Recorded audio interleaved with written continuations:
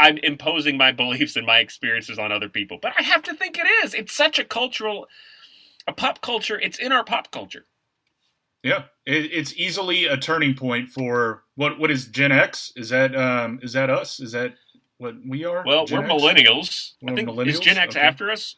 I don't was know. born in '79, so I forget where the cutoff is there. Yeah. But yeah, I mean, anybody in that time frame, '70s and or '80s, '90s, who grew up during that time, this was the next chapter in your life after seeing this movie, pretty much. It was. Yeah. You're absolutely right. The page turned after this night. So let's go over some numbers just real quick. This is a modest hit of about a $15 million budget. Made about $30 million in box office, but the real money comes after. Yeah. It is estimated that this movie has grossed on the home market, VHS, DVD, streaming sales, over $200 million. So this movie, including box office, that little $15 million investment has netted over $230 million.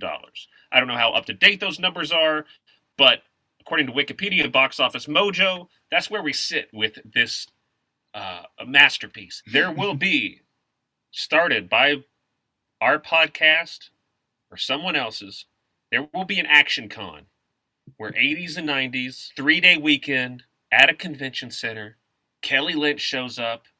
You know, we get interviews, there's panels, there's Kurt McKinney's showing up. He's doing autographs. I mean, it won't be huge, but it will be attended, my God. It will be attended. We may not clear profit. Who knows what overhead would be, but God, it would be fun. I would invest. I would buy the most VIP package I could. You know. Oh, yeah. Oh, easily, yeah. Oh, $150, $200, take my money.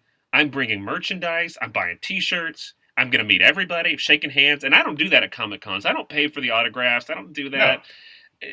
Because it's like, the lines are always so long. It's so expensive. But this, I don't know, man. I would I would wait in line for 2 hours to get No Retreat, No Surrender VHS copy signed by Kurt McKinney. Oh, yeah. Easily, yeah. I mean, hey, $50, your VIP package includes sit-ups with Kurt McKinney and an autographed DVD. So that's the sort of the numbers of the movie. It's like you're faced with a hamburger challenge, and the hamburger takes up the whole plate. It's like, how do you even start eating this, you know? Yeah, I guess let's just talk about, you know, the behind the scenes just a little bit, just briefly. We have our director, Rowdy Harrington. I mean, we're already starting off hot here, guys. Howdy Rowdy, which it turned into. Rowdy Harrington is our director for Roadhouse. He, this guy, starting out as a lighting technician in Hollywood, gaffer, then a writer. First kind of screenplay that he sold was Jack's Back. It was a Jack the Ripper movie that he did. And he's put under the helm for Roadhouse. Screenplay you have done by R. Lance Hill, who during his time in Hollywood, he went by the pseudonym David Lee Henry. And Hillary Hinken as well. They were co-screenplay writers. And produced by big names, Steve Perry and Joel Silver as well. So I mean, you have some Joel big names Silver at this time was pretty massive. Right. And, you know, this director I found interesting. Like, I don't know why, but in terms of a movie that sticks out in my mind and consistently comes up in my thoughts and in my zeitgeist, so to say, is A Murder of Crows. I don't know why this random Cuba Gooding Jr., Tom Berenger movie pops up so much in my life, but here it is again. Director and I believe writer Rowdy Harrington of A Murder of Crows. My one that I always go to with him is Gladiator. And Brian Dennehy, Gladiator, The Box of Cuba Gooding Jr. You know, I didn't know this was written by a female co-writer. There's a softness to Dalton that I don't think could come from a guy trying to write an action movie, and I think it takes a different perspective to add what Dalton brings to this. I think it's certainly Swayze, but I think it's some of the script. Now, this script, not amazing. Don't get me. I'm not saying it's an Oscar-winning script, but I do think it's good enough to where it's lasted this long. You know, people are still talking about this script because it's the lines that must be due to this team, and she was a part of that. I just had no idea. I think that if you don't put a woman in the position to co-write this and have, like you said, that softness, that soft-spokenness to Dalton that you do. You put a guy in charge of this, it's just balls to the wall the whole time. And there's it's fun. but you're also not gathering in the audience of the masses. You're just gathering in, an age group. And as a guy, you can say, like, it seems cheesy while you're watching it with friends, maybe. You're a younger guy, but then you look back and you're like, I want to be that soft-spoken but a badass, too. Yeah. I mean, I think Dalton's ideal for you. He's a great listener. He doesn't talk too much.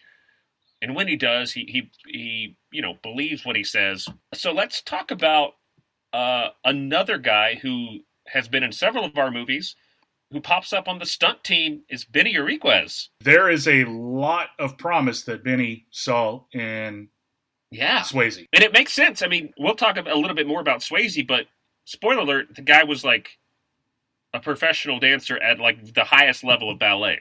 So his body is trained to move. It's trained to the flexibility, the strength, the focus like that you would need to become a martial artist. The body's ready. It just needs the moves now.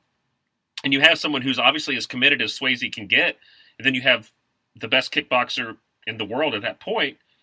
You're going to get some good shit. And these fights are wonderful. Sam Elliott, which we'll talk about later, but he mentions, too, everyone, he's very adamant. Everyone did their own stunts on set. And there's even a great interview with Marshall Teague about him and Stallone's final fight. Kind of them just going at each other. Excuse me, I said Stallone. Him and Swayze's final fight going after each other. Mm-hmm. Swayze knocking him in the head. Then Marshall Teague just finding a log of wood and hitting Swayze in the ribs. Yeah, here's a thing of wood that's just left in this, and so he just knocks Swayze in the ribs. And it's a lot of just the guys who had this, not animosity, but it's like, I think we should hate each other while we're filming this, so let's just do that kind of feeling towards each other. But then that mutual respect at the end when it's all said and done, and it shows in every fight. And Benny the Jet was just very, Swayze even talks about wanting to have that kind of, the eyes of Benny the Jet, that kind of, that look that could just, like, oh, shit's about to go down. Here's my game face, and those are the eyes that he wanted to have whenever he's put in those situations. I thought that was really cool too. Like, the eyes being like, I'm unassuming, but I'm always aware of what's going on around me. Yeah. So it's like his whole three rules of expected and unexpected. That's kind of what his eyes. He does a great job in this movie of showing that, like, always aware. I think about my dog who will be dead asleep, and then if she hears one thing, she's up on all fours and she's like ready. And that's like Dalton. He's just chilling, having his coffee, watching around, and if something glass breaks, his eyes are there and he's ready. I want to open a bar just to have a Dalton. I don't know. Is a cooler a thing bars use anymore? What's the? I've wondered that too. Ever since this movie, like, of course, bouncers were big.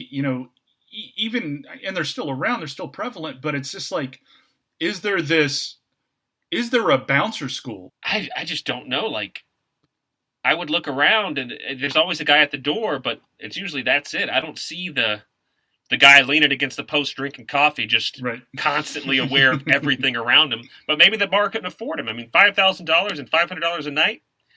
I mean, shit, man. That's a big investment, yeah. And it's $2,500 a week, and he only pays $100 a week in fucking rent or a month or whatever it was. Right. He makes some good fucking money, and I mean, he must to buy all those V-neck sweaters. Just V-necks and gis is all he wears, tucked in gis, and that's it, man. My God, when he pulls up to Reds and he gets out and he's like. It's like he was in the middle of a karate fight or karate lesson and just like, oh shit, I got to go pick up some parts. Let me put my jeans on. I don't have time to change my top. Other fun things about this movie, the movie is not shot at all in Missouri. No. All in California. All in Santa Clarita and Anaheim, and all of the major locations were made for this movie. So you can't really go and see the Double Deuce or Reds thing. They were all built and destroyed. Right. The Double Deuce, now the outside was built for the movie. The interior shots were done in an actual bar, which is since it closed down in 2006. It was in Anaheim, and it went by the Cowboy Bar, it went by the Bandstand, and then finally it was called the Boogie before. That was shame. Yeah, if you look at Google Maps, the address for it was 1721 South Manchester Avenue. Now it stands, there's a Cambria Hotel and Resort. Times have changed. Commerce is taking over now. But a lot of these locations, you can still go. I was looking at shots of where the lot was that they built and shot the Reds and the Double Deuce exterior shots. You can see, like, where the Mustang pulls out and stuff like that. That roadside is still there. It's obviously different, but it made me want to go, man. Just sort of walk the steps, we can talk more about maybe some of the fun facts about the movie, like Kelly Lynch was originally going to be played by Annette Bening. Yeah, but apparently they got pretty far in it, and then Swayze was like, I'm not feeling it. Goodbye, Annette Bening. Annette Bening, who's sidelined after a while because there's no chemistry. Along with that, Swayze won. You have the mullet, which everybody loves. Swayze hated that. That was a thing that he said that was his like burden in life for at that time during interviews. Movie has perfect hair on all of its leaves. Sam Elliott, man, if I can have locks like that in my late 40s, that's great. That's salt and pepper, just his fingers going through his hair. Yeah. Oh my gosh. What a dream. And in Swayze's hair, it's like there's a breeze blowing from his face up.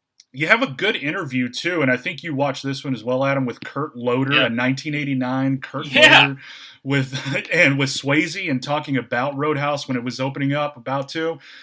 And Swayze gives some interesting backstory that is never given in the movie, but about him and Wade Garrett. I mean, you see the brotherly kind of young little brother love that they have for each other and kind of this father figure, or however you want to put it, that Swayze looks up to Wade Garrett and Sam Elliott.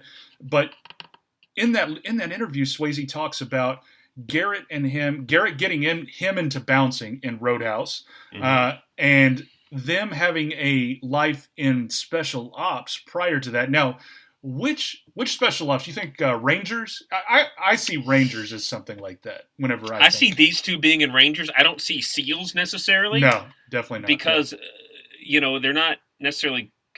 They're not.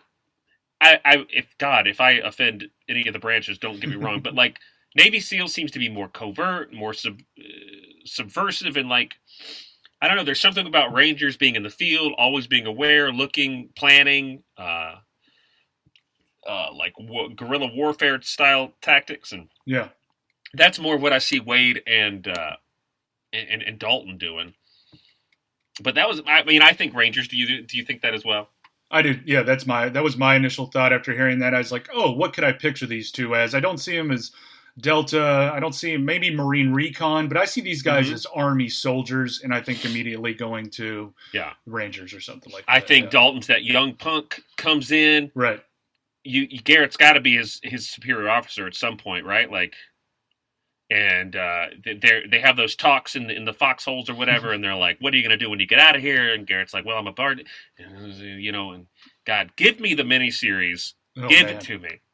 I would eat that up. Yeah, Garrett and Dalton, just these guys coming out of the military, just getting their ass kicked all over the country.